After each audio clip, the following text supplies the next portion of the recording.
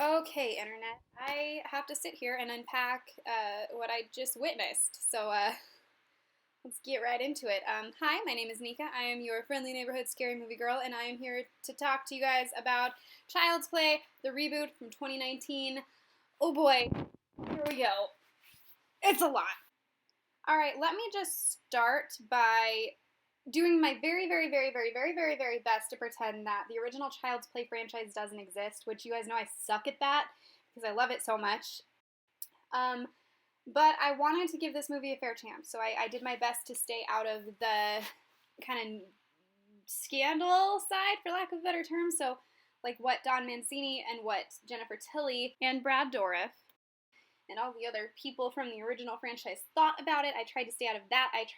I will say, however, I follow Tiffany the Doll, yes, Tiffany the Doll on Instagram, and she was throwing some serious shade at this movie the other morning, which I thought was hilarious. Also, the gal that plays Kyle from the original Child's Play is not happy about this either, so if you guys are wondering about that, there you go. That's the only, opinion from anybody else from the original Child's Play that I've heard of.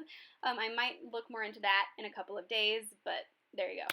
Hard to do the second you walk in, you want to compare it to the original Child's Play, but I wanted to give it a fair shot. So I'm going to have to explain a little bit of the storyline just to kind of make my points here. So this is going to be a little bit of a spoiler alert, but I mean, you're here, you know I'm reviewing it, so you can turn this off and watch it and come back or do whatever. Okay, so this movie surrounds a doll that is an AI thing attached to this company. So imagine like if Apple made like an AI doll that could attach to your phone, your thermostat, your TV. It's kind of like a smart remote with a personality, for lack of a better term. And so they're selling this thing. It's made to be friends to kids. It's a kid's toy still. Let me just say right off the bat, I could not take the look of the doll seriously, and I think I mentioned this in my last video that I was worried I wouldn't be able to. I really tried. I saw the picture of it, but I was like, okay, maybe I'm just not looking at it right, because I've had that happen before where I'm like, oh, I don't like how that looks, but then I see it in action and I'm like, oh, that's okay. But I could not take this thing seriously. It was the silliest looking thing. I don't know what they were thinking with it.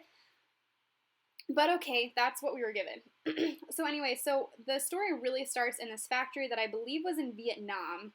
Correct me if I'm wrong, but that's where I think I remember it being from. And there's a guy like working on the specific doll, and he's like doing computer stuff to it, and his boss like really ticks him off. His boss is like awful. So he messes with it and he turns off all of the safety guards. So this doll, this AI system has all these safety guards, so like a language safety guard, action safety guard, really keeping it from being violent. So and you can't tell it to do exactly what you want all the time, if that makes sense. Do you guys remember like the leapfrog like word spelling toys? So like when I was little, I would try to make my little brothers say bad words and it physically couldn't. Like if I spelled out like the F word, it couldn't do it. It would just refuse to say the word. So it's kind of a similar safety guard to that. So it's not able to cuss. It's not able to, like if you tell it go kill someone, it'll know with these safety guards not to do that. So this guy turns off these safety guards, and then the next scene, there's somebody falling out of a window and landing on a car, cough, cough, homage to something else. But I was never clear on who that was. If you noticed better than I did, I didn't know if it was the original guy who was working on the doll committing suicide, or if it was his boss having been killed by the AI. I just was very confused by that part. I don't know. Comment down below if you know exactly what happened. I will be watching this again eventually to try to go through that, but anyway. So moving on, we meet Andy. His name is still Andy Barkley, as in the nothing before, because I'm trying really hard not to mention it. And he lives with his mom, and later on in the movie, you find out she was very young when she had him. She was about 16, so their dynamic is a little bit different than you would normally see with a mother and son. They almost seem a little bit more like siblings, but then she'll switch back to that parenting role, which I imagine would be really confusing for a kid. But they have kind of a different dynamic, and Aubrey Plaza played that part very well. She played the young mom part a lot better than I thought she would. There were a couple of moments where the acting was a little bit dry on her part, but I'm not sure if that was her or the writing. Like, I never want to, having been in plays my whole life, like, I know sometimes just bad writing, you got to do what you got to do with it. So I'm not sure if it was the writing or if it was the way she portrayed it. There were a couple moments where it was dry, but there were some other very believable moments in their relationship. Andy Barclay is kind of a loner. They've just moved to this new city. They're in this like giant, lots of stories apartment. He's not liking life. She has a boyfriend who is, like Andy, you can tell, does not like from the get-go. At first you don't see too much wrong with him, just that Andy doesn't like him, but eventually you'll kind of start to see more wrong with him later. So later on in the movie, the mom gets him the Buddy doll as a gift. So she gets him this doll, and it's actually a return to the store kind of a doll, so it's glitching already. Like, it's already been tampered with, and now it's been used, so it's kind of extra damaged and glitching. And so if you get this doll and it's not glitching, you kind of have to teach it everything. It learns sort of your daily routine. It learns what you like. And so this doll's doing the same thing, but it's glitching and it doesn't have those safety guards. So it sees Andy stab a cutting board, because you gotta take life out on those cutting boards after cutting up a sandwich, and it learns the motion of stabbing. And then Andy makes some friends that, they think it's hilarious that this doll can cuss, because remember that safety guard's been taken off of it, so they tell it to say things and they tell it to do things, and they end up watching the Texas Chainsaw Massacre in front of him, so the doll kind of starts to believe that, okay, murder makes Andy happy because he's laughing at it. And that's how it becomes particularly murderous. I don't know that it would have without having seen those things, and since those safety guards are off, it doesn't know that's not okay. So then eventually it kills Andy's cat because it doesn't think Andy likes the cat, and then it moves on to kill Andy's mom's boyfriend, which, just right off the bat, I'm going to say that was a lovely gore scene. I enjoyed that scene very much. Then it kills the detective. There's a detective who I loved his character. He did a really great job. We can talk more about the characters and stuff later, but I really liked his character. It kills this detective's mom, and then essentially like attacks a store selling the second version of this doll and kills a bunch of people. One kind of runs rampant in there. A lot of craziness happens in this movie. I don't have to spoil the whole plot for you, but that's kind of the gist. So we have Andy and his mom, single mom, very young relationship. Andy has some friends that, for the most part, are pretty good and solid to him. There is a boyfriend who dies of the mom. There's a cop who his mother dies. And then, just whoever else. That doesn't really matter for the sake of what I have to say. Okay, so let's talk a little bit about the acting in this movie. So specifically Aubrey Plaza, and I think I mentioned before, because I was just there. For the most part, she played the part of a young mom well. Like, there was definitely a different dynamic between her and Andy than there would have been, if it was, not a young mom situation. Like, she still had those mom moments, but in a lot of ways seemed almost like a sibling, and I kind of think a younger mom-child relationship might have that, because, there's not as much of an age difference. She didn't have as much time to mature while she was being a mom, so that was interesting, and I think for the most part, Aubrey Plaza played that well. There were some moments where her acting was a little bit dry, though, but again, I don't know if that was because of the writing, or if that was on her. I don't know, I'd have to see how she would do in a sequel to know that. I don't know. The kid, what was his name? Gabriel Bateman. He did a pretty good job, I think. There were some, and again, I think it might have been writing, some moments in his character that weren't super believable. Like, there's a moment where he finds mom's boyfriend's head attached to a watermelon in his room. Very interesting. And his first inclination is to call his friends, and I just don't know that was that believable. But you can, decide that for yourself if you watch it. For me, it just wasn't. But that was that. But like, there were other moments where he was clearly very upset, really struggling, where I think he acted very well. So again, it was just moments. So that kind of leads me to think it was more just the writing that he was given, but I'm not 100% on that. And then the guy that played Detective Mike, his name is Brian Tyree Henry. I thought he was excellent. He was very funny. In comparison, I can't compare things yet, never mind, but I just liked his character a lot, and I was glad that he didn't die, spoiler alert, in the end of the But his character had some really good moments. He was kind of the comic relief a lot of the time, and I just felt like he did the best job out of everyone. And if we have to deal with a sequel, I really hope he would be in it, because he was kind of made this movie a little bit more worthwhile, if that makes sense. He was Never mind, I can't say anything about oh, it's so hard not to talk about the other franchise, but it doesn't exist for the sake of this review. Let's talk about the other two kids that are Andy Barclay's friends. Their part was enjoyable, but it wasn't believable. They both sort of acted like they knew exactly what to do in the situation, but then they were really easily persuaded. Like, it was very easy for them to not want to be Andy's friend at one point when he hits one of them out of fear of the doll, not necessarily actually lashing out, but like trying to get away or get people's attention. He hits the male friend on accident. And honestly, they were too easily persuaded. Like, at one moment they're believing that, oh yeah, Chucky is evil. The next moment, oh, maybe Andy did it. And that I just didn't love about them. But their scenes were enjoyable. Like, the girl was a very headstrong, like, I'm going to kick butt, and everyone's like, we're going to follow her. And the boy was really funny in making Chucky say terrible things. I thought that was absolutely hilarious. But I don't know, that's all I really have to say about them. If you have any other opinions, you can comment that down below. I'm curious what you have to say.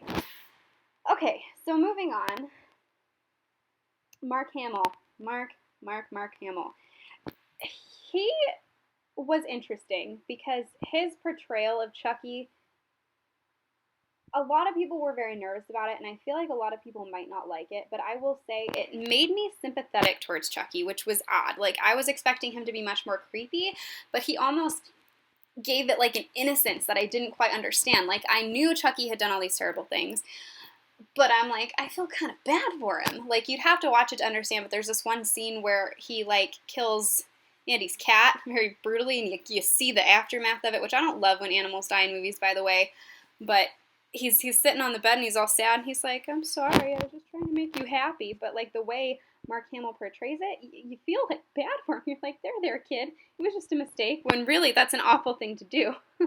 So that was a little bit of an emotional roller coaster for me, but just on his own, I think Mark Hamill did a pretty good job, if that was the goal. Yeah, that being said, he's not nobody. Oh, it's so hard. Okay, moving on.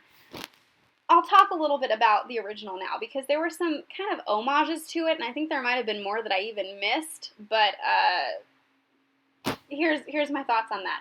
So in the very beginning of the movie, in that scene in Vietnam, where the guy's working on the doll and makes it take off all those safety guards, the person either jumps or is pushed, or I'm not really sure what happens, but ends up falling off of the roof and landing back first on a car. That was very clearly an homage to the first Child's Play, the original, where Aunt Maggie is pushed out the window and lands on the car. Very clearly an homage. There were some lines in the movie that were homage. Detective Mike gets to say, "It is the end," but he doesn't say friend. Thought that was interesting. And then the very end, the guy that runs, like, the company, I can't remember what it's called to save my life, but kind of the wannabe, like, Apple, sort of, he says, he'll be your friend till the end. Very last line in the movie, and so that was an homage to the original. An even weirder one, so there's the scene in the grocery store, that kind of last scene I was telling you about, the big climactic ending. There's a guy dressing up like the Buddy doll, and it looks eerily similar to the guy dressed up as the good guy doll in the original movie in the commercial for their stuff, or at the end of the show. I'm sorry, it's not a commercial, it's the end of the show. But, like, eerily the head is, like, a similar size, but it looks more like the AI thing. Kind of weird. And then there was some, like, what I thought were, like, weird homages to E.T., and I'm not sure if, like, the director of this would have a reason for wanting to do that, but Andy Barclay wore a red sweater. So Andy Barclay wears a red sweatshirt, much like the one Elliot wears in E.T., which you could say is a coincidence, but the not the good guy doll, the Buddy doll, his finger glows when he's, like, doing things. So, like, if you were to turn up your thermostat, I can't talk, his finger would glow, much like E.T., so very obvious homages, which I didn't understand. Like, are you trying to say something about, like, helping something that's a different being, or does the director / creator of this movie just really like E.T.? Like, I really didn't quite understand that.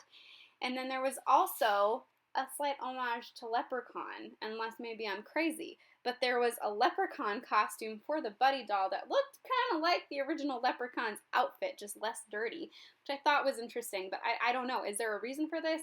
Has anybody researched this director to know why That might be a thing. I don't know. And if you saw any other Easter eggs or homages in this movie that I missed, because let me tell you, there was a lot happening, and I was trying to make sure I noticed all I could for you guys. That was a lot of things. But let me know in the comments if I missed anything, because I thought that was really interesting. And I mean, at the very least, at least they made some acknowledgments to the original Child's Play. Okay.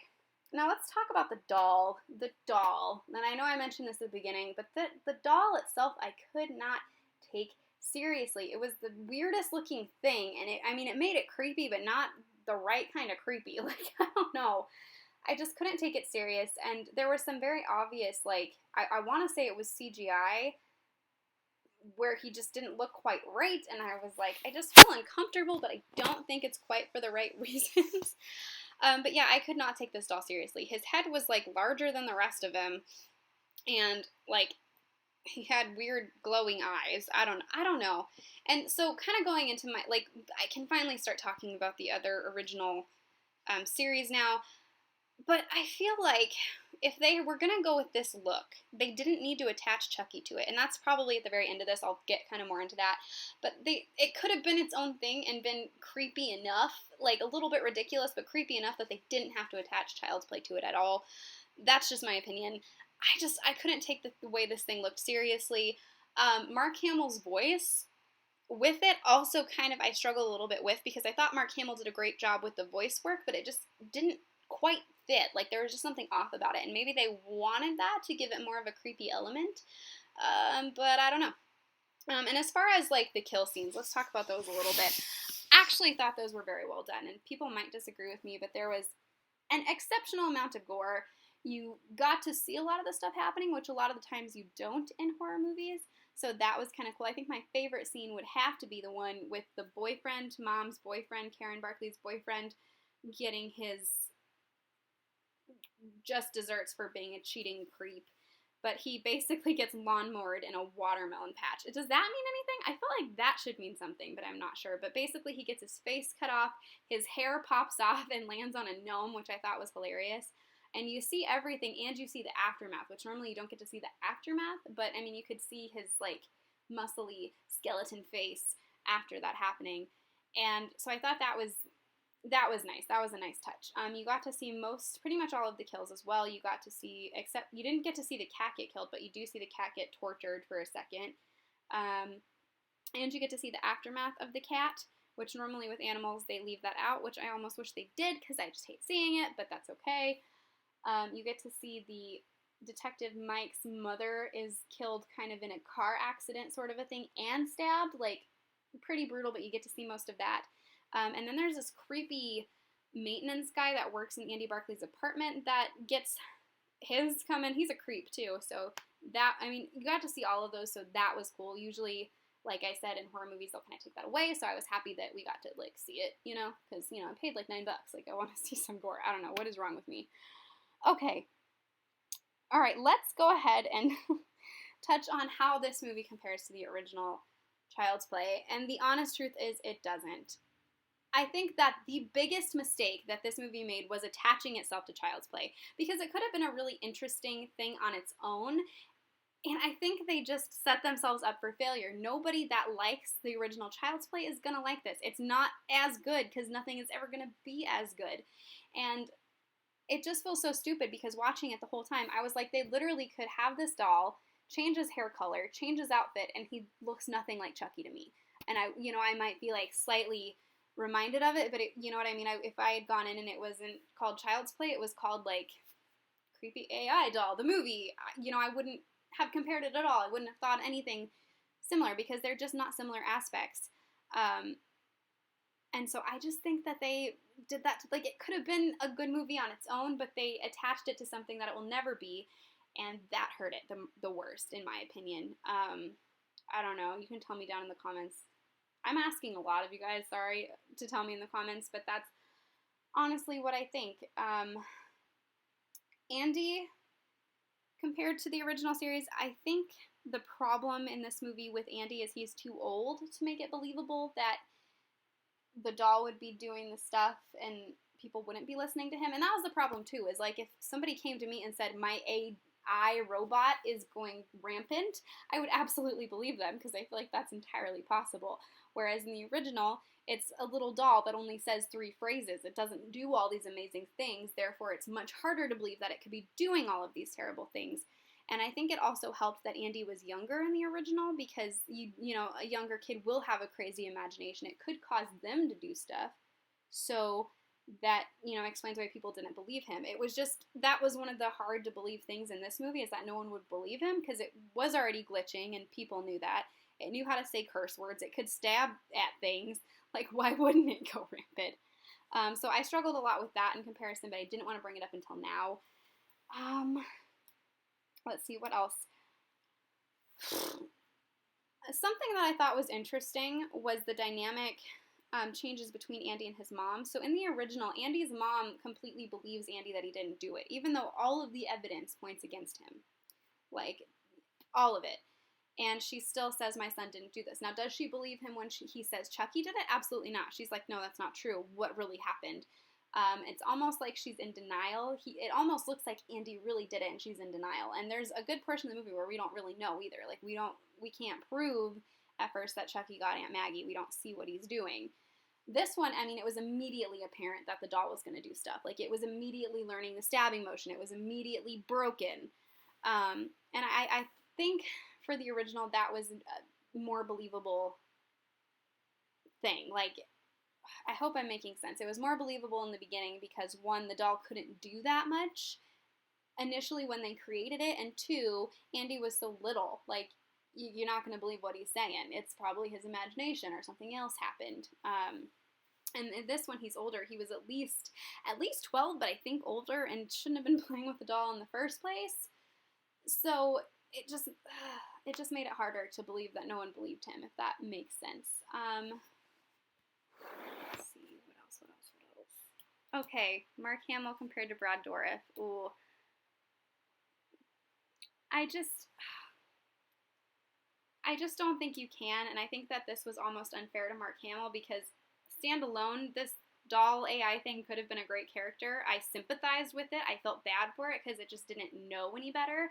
Whereas Brad Dourif's version of Chucky absolutely knew better. You never feel bad for it. Do you almost side with it sometimes? Sure. Like, especially when we get to Bride and Bride and Seed of Chucky, you kind of almost side with him. You want Chucky to win. He's a much more, like, interesting character, but you don't ever feel bad for him. Like, he knows what he's doing is wrong, whereas this AI is just being taught on accident that things are wrong, and all of its safety precautions have been turned off, so you feel bad for it. And that's just, I didn't like that as much. Like, as good as I think Mark Hamill did with the voice acting in that sense, it just didn't fit Chucky, if that makes it.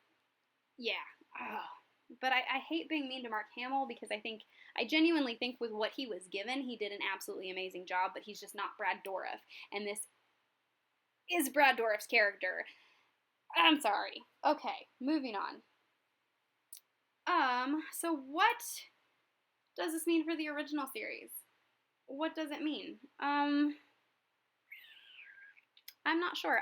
I'm assuming the original will still go on, which it's already been planned to. I know I've heard they're planning another movie and a TV series. I've been trying to stay a lot away from the news on this stuff because of this movie coming out, so hopefully soon I can kind of dive in and see what's going on with the original franchise and Don Mancini and all of that, and try to kind of make some theories of what I think is going to happen, although I was very, very wrong with Cult of Chucky, so I only know so much. I can only guess so much. I do think that this movie is going to have a sequel, only because I think people that don't care about the original franchise are going to like it. Like, it was interesting enough on its own that I think, a multitude of people that don't care about the original Chucky are going to be like, oh, this is great, this is a new Chucky, whatever. Whereas people like myself really struggle with it because it's saying that it's something that it's really not, and I just think that's the movie's downfall. So, I do believe there will be a sequel. I hope we can learn a little bit more about the AI itself, because it's interesting how much it could do on its own, because it had to learn, like, everything, but it was able to kill somebody with a lawnmower, so I'm curious, like, does it have a slight mind of its own? Because some of its kills were very interesting, but a lot of them were learned. Like, with Aubrey Plaza, he hangs her in the end, and there is a scene where she hangs herself with a present ribbon, so I'm wondering if it learned that, or did it come up with that on its own? Probably learned, but I don't know where it would have learned the lawnmower, so that's interesting. It had a lot of clever ways of doing stuff for something that had to learn everything it was doing, so I'm wondering if there's just the slightest little bit of it that can come up with its own thing, and it seemed to really care, for lack of a better term, about Andy, like in the sense that it really wanted to be Andy's friend. And there was a point where it went from like innocent, I don't know what I'm doing, to evil. So I want to see if they're going to go anywhere with that.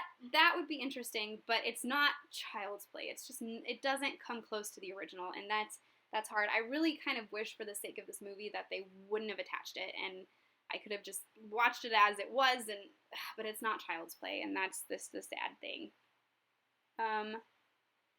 So what was good? I think I've mentioned, the little things I thought was good. I thought the kill scenes were pretty good. There were some good jump scares that didn't quite get me, but they were almost there, so I was impressed with that. It's hard to get me, let alone almost get me, so, kudos for that. There was one moment where it was just completely quiet except for the sound of the rain, and you're just waiting for something to happen, and they trick you a couple times. That was pretty well done. I think Mark Hamill, with what he was given, did a pretty good job. And people might disagree with me, and that's fine, because it's not Brad Dourif. I get it. And I absolutely agree. He didn't quite live up to that hype, but for what he was given, I believe he did a really good job. So what was bad? Other than, like, the big obvious thing is it just doesn't live up to the original. There were a couple of moments where the acting was unbelievable and dry, and I just wish they would have done a better job with that. But, I don't know if that's the actor, if it's the writing. I never want to just blame the actor, because I've been in that place where you're given a really bad script and you gotta just do with it what you will. So I don't know. Like, there were just moments where I was like, okay, you seem like really calm for what's going on. There was a scene that for me was hard to believe where Andy's like losing his mind. His mom does not believe him that the doll's doing this, and it almost starts to seem like she thinks he's doing it. And he beats a TV with like a baseball bat or a hammer or something because he's like scared of Chucky, and she walks in on that and just takes him to work. Whereas, like, I feel like if any other mom walked in on her kid beating a TV for no reason, like, she would take him in to get some professional help. Like, no mom would just be like, okay, we're gonna go to work now, you just go play while I'm at work. That was not believable for me.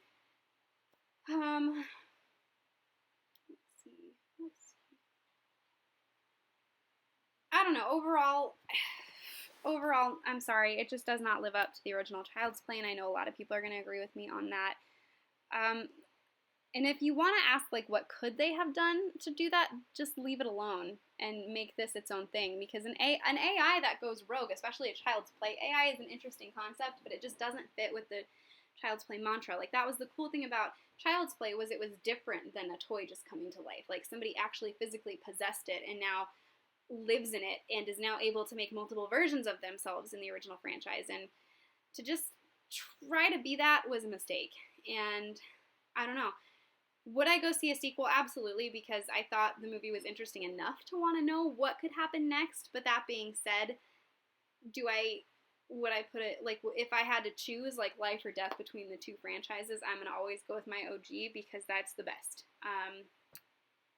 Anyway, let me know if you have any other thoughts or questions down in the comments. If you want me to get more in depth on the kind of storyline of this movie, I would absolutely love to. I would have to probably go see it again because that was a lot to unpack just for the sake of this little thing. But I would love to do that for you, so let me know down in the comments. If you want to hear my theories on what might happen more with the original Child's Play franchise, let me know.